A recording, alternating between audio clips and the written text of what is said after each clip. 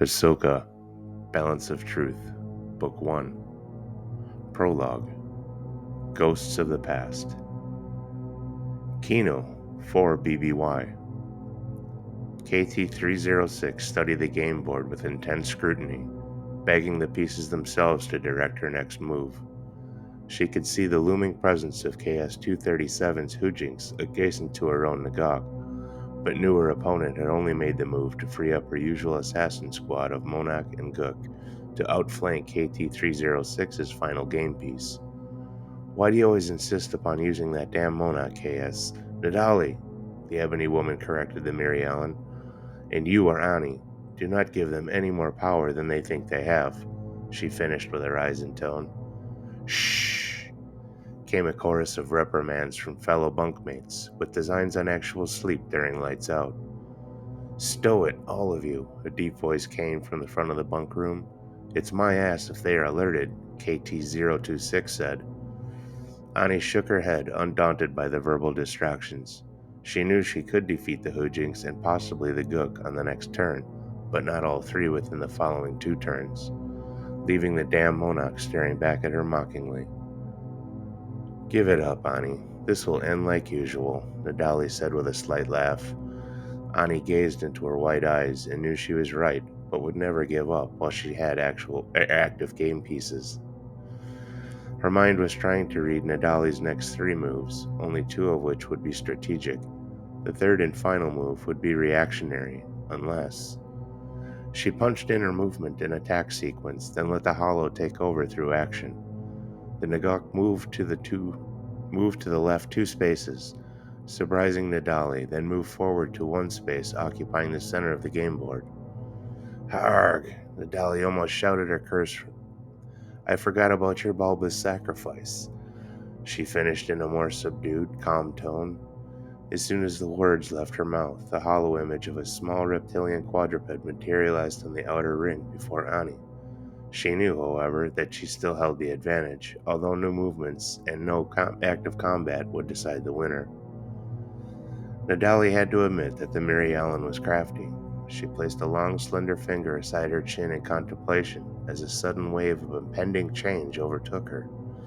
She looked up to see that Annie had felt it as well.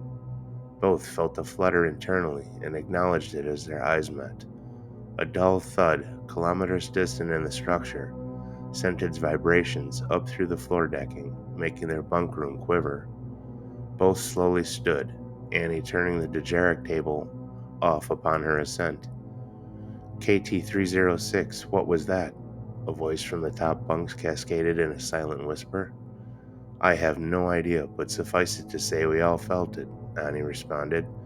She certainly felt it, but she could also see it. Ribbons of trickling force currents moved about each sentient within the room and to the thousands of others in the complex. Annie could sense those currents picking up momentum. "Where and how much?" Nadali asked calmly with a gentle hand on Annie's right shoulder. "Section AA-23, Southwest Wing," Annie replied with her head cocked to the left. "Landing platforms, Nadali?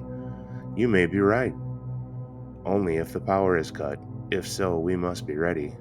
"The power? How do you know?" Annie replied. "Because that is what I would do." "Now how many?" Nadali repeated. Closing her eyes tight, Annie concentrated entirely on the complex they had called home for the last 4 years, willing the flows of the Force to reveal their paths. She could see and sense surging currents around her, specifically from the southwest wing. "At least 25, most moving in pairs down corridors towards us," she replied with a brisk whisper. "We need to be ready on the door. With the power cut, it'll be easy enough for us to force open. And then we make our way toward the training fields," Nadali whispered back, her face millimeters from Annie's. "What about them?" Annie gestured toward the remainder of the room. "They'll follow you 2 scrappers to the ends of the galaxy," a heavier whisper came from KT-026 immediately behind Nadali. "As well they should at that," she finished. A tremor ripped through the complex, followed by a cadence of short-lived thudding sounds reverberating off the interior walls. Several small illuminators descended from the ceiling above them all and began flashing a piercing red, shocking awake anyone in the bunkroom who had not been before. Murmurs of, "What's going on? Are we under attack? Is this a drill?" began filling the small space in a wash of auditory assault. "Cut the chatter," KT-026 barked immediately, her voice deep and authoritative, eliminating the harried questions before her voice echoed its last. "We are ascertaining any possible threat. Just remain calm and be prepared for action. KT-306 and KS Nadali," the ebony woman whipped around, correcting her, "and Nadali are working on a plan." KT-026 finished with a scowl, not appreciating being corrected but unwilling to get in the way. Without warning, startling most in the room, klaxons began blaring from the 4 different quadrants of the complex, overlapping one another into a chaotic jumble of pitch and frequency. The mesmerizing eeriness of the sound took everyone out of their frames of mind, and instinct compelled them all to defend their home. Nadali was the first to break down the mental wall. "Focus on the moment, people. We're getting out of here. Tonight." She slapped Annie on the shoulder. "Get ready on that door." The flooring began to vibrate under their feet, and a high-pitched whine ascending in tone added its element to the deluge of sound. Then another, and another. "Power generators for the heavy laser turrets. I do not understand why the shield reactors have not been engaged, though," Nadali added, thinking audibly. Annie thought momentarily. Perhaps they don't have the ability. If that is the case, whoever created this chaos knew what to hit first, she surmised. "We need to get you to the control center, Nadali," she finished, looking deeply into the ebony woman's eyes. Nadali flashed a brief smile while touching her head, absently feeling the bare exposed implant socket above her ear. "I can do better tapped into the network, that's for sure." They could all hear the pattering of plastoid boots hitting the duranium plating outside their bunkroom. Troopers running at a fevered pace toward the landing platforms.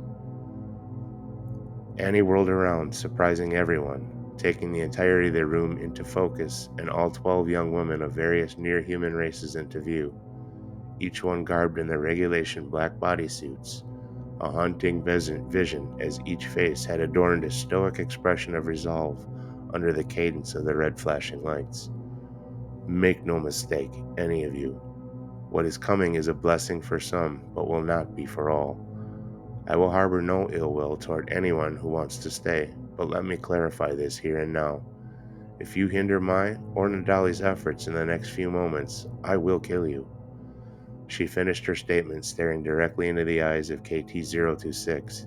"Any of you," she added for emphasis, turning her head back to the door and creeping closer to the access handle. On cue, the red bunk room lights blinked out, drowning the room in an inky black. The chaotic noise of the dueling klaxons died out entirely, and the vibrations ceased as the power generators went audibly offline.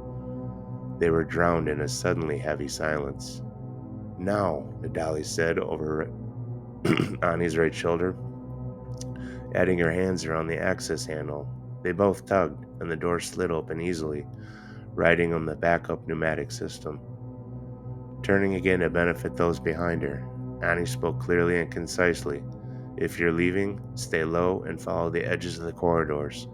You will be concealed for the most part, so take advantage of it. I would not advise going for your weapons or armor. Keep moving toward the central training fields. If you're still with us, we'll muster and find our way off this rock." She finished with a heavy emphasis on departing.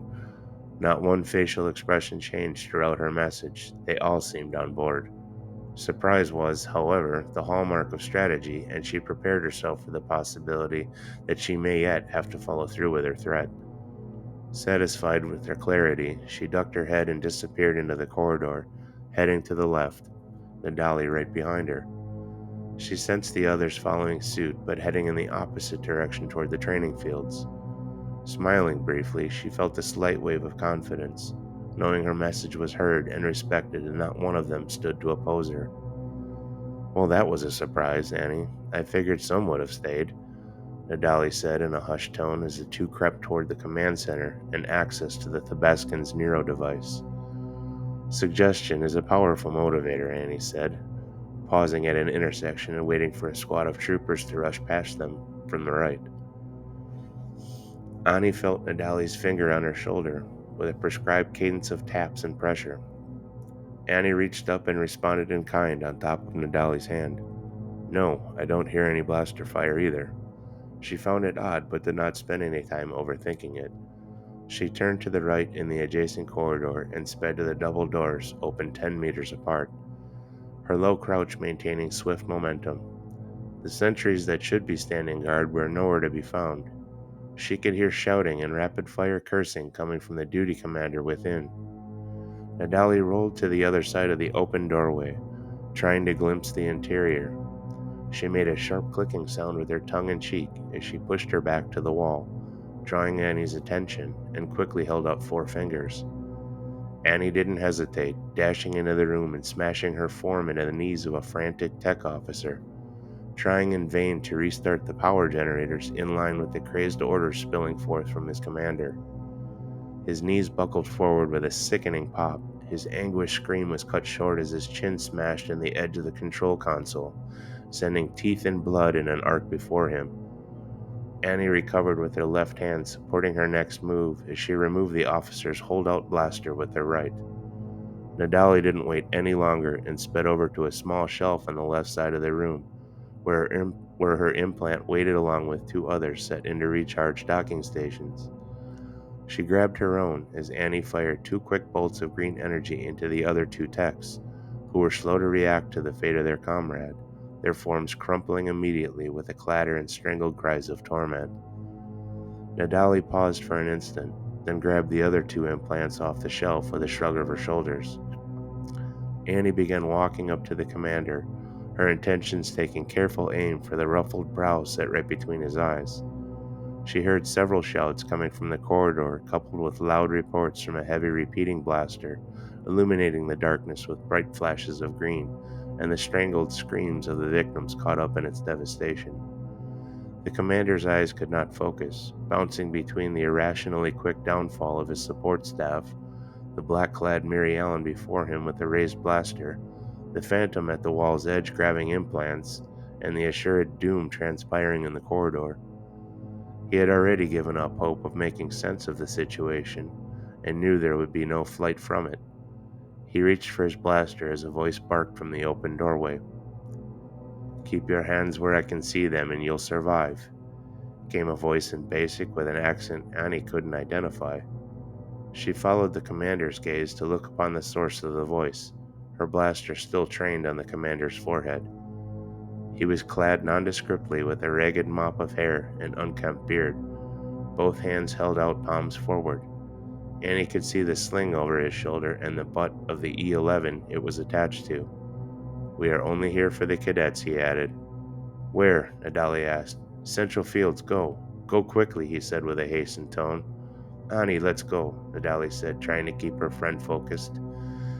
Annie heard the words, but they didn't register immediately, and her attention was solely on the commander again. His gaze returned to her and the blaster she held. She envisioned everything that comprised Kino staring back at her through his vacant expression.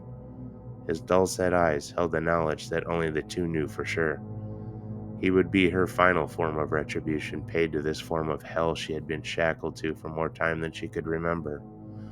"Annie, don't. Let's go," Nadali continued to plead. "We have to move," the stranger said.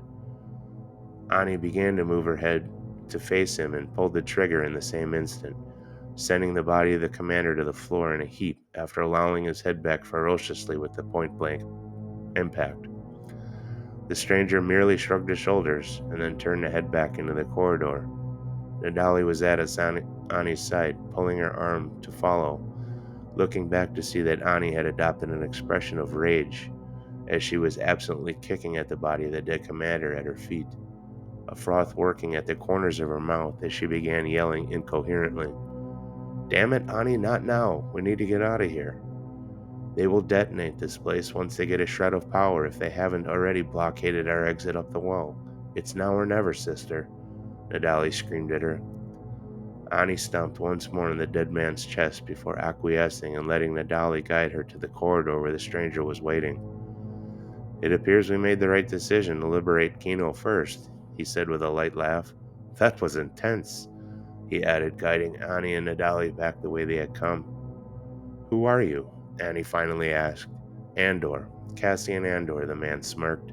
Continue down this corridor. I've got your six. All three took off at a run for the training fields, watching as they did the confluence of other cadets and strangers making their way for the same area. Ani noticed the strangers comprised a wide variety of sentient beings, humans, near humans, non and alien alike, all working together to assist her and her fellow cadets. She contrasted that thought quickly with the cadets themselves, either human or near human, without exception. With that, any reservations she felt she held vanished quicker than Cassian had revealed his name. She squeezed her hand around the blaster and fell in line with the strangers, herding cadets and assisting in their efforts wherever possible. Nadali grabbed her hand after the last cadets had made their way out of the corridor and onto the open terrain of the training fields, where her mouth dropped at the sheer enormity of the endeavor. 20-plus dropships of all make and models were either taking off or loading cadets into their holds for the trip off planet. Cassian grabbed both yet again and ferried them toward a sleek-looking UT-60D, both bay doors open, gun emplacements firing randomly at various points on the complex. Ani was amazed at the scope of the operation and the coordination that would have been necessary to pull it off. They reached the ship as the doors closed and clung to straps suspended from the cabin ceiling, Ani's holdout clattering to the floor. Get us out of here, K2, Cassian shouted, his voice filled with urgency. Ani's attention was briefly diverted to the co-pilot seat occupied by an Imperial security droid. She immediately let go of the straps and searched the floor decking for the fallen blaster, her heart pounding. Relax, cadet, he's a rebel, a voice from above her said in a soothing tone. Ani, feeling a mix of relief and curiosity, looked up into the face of the speaker. The Dracelian held out his hand for hers with a wink of an eye, his other hand firmly wrapped around a strap of his own. She took a firm hold of his hand, steadying herself. She grabbed her strap again before propulsion changed from repulsors to ion thrusters. She immediately felt a surge of acceleration and watched from the viewport before her as the complex began to erupt into balls of red and white flame in timed intervals. They are detonating their own facility, Nadali. Why? Ani asked, feeling her friend's presence at her side. Taking many with it, Ani, Nadali said in return, not bothering to answer the rhetoric. Ani looked over at the Thebescan, tears pooling above her cheeks. What do you mean? Ani asked with all sincerity. Ani, there were less than 24 dropships. To evacuate just the cadets would have taken at least twice that, Nadali said, choking back her own sorrow. Ani said nothing. She stared out the viewport long after the ship had broken atmosphere, her eyes still transfixed on the speck of red visible far below.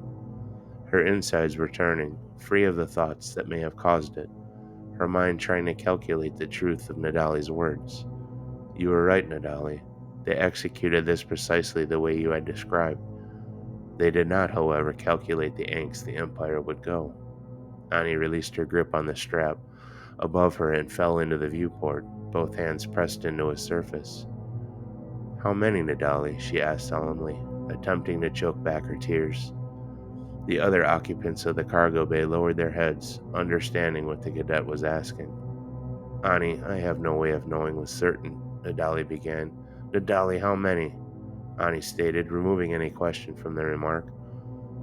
Nadali blew out her breath, tapped the side of her neuro implant, and quickly shut her eyes. A single tear fell across her cheek from the effort. Less than 22%, Ani.